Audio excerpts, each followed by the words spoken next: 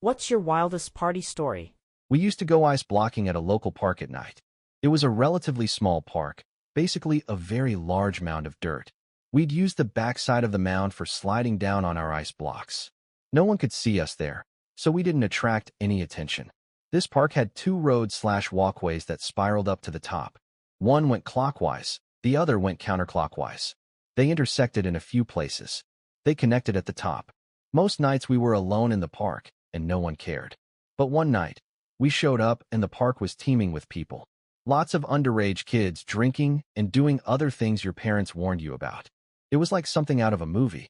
Someone even managed to drive their car up the spiral road to the top, which was nuts, because there was a gate at the bottom. Not sure how they got around it. Everyone is doing their thing and having a good time. Then a police car showed up. It drove up the spiral road with lights on, telling everyone through a loudspeaker that we all had to leave. Some people, including a couple of my friends on the backside, immediately panicked and scattered like fleas on a dog. They jumped the nearest fence, which dropped them into backyards of people who lived next to the park.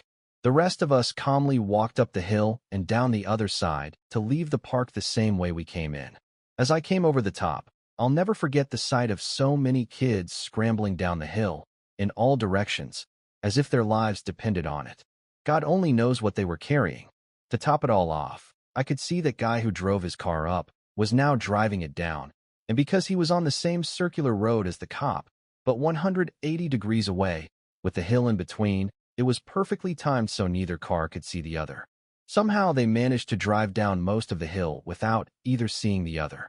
It was fascinating to watch, and you had to laugh.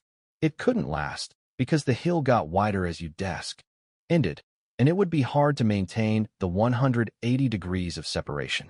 We weren't going to stick around to see what happened. I'm sure the police eventually saw the guy and busted him. We got to our car and left, but had to drive around the neighborhood for another 20 minutes looking for our friends that had jumped into people's backyards.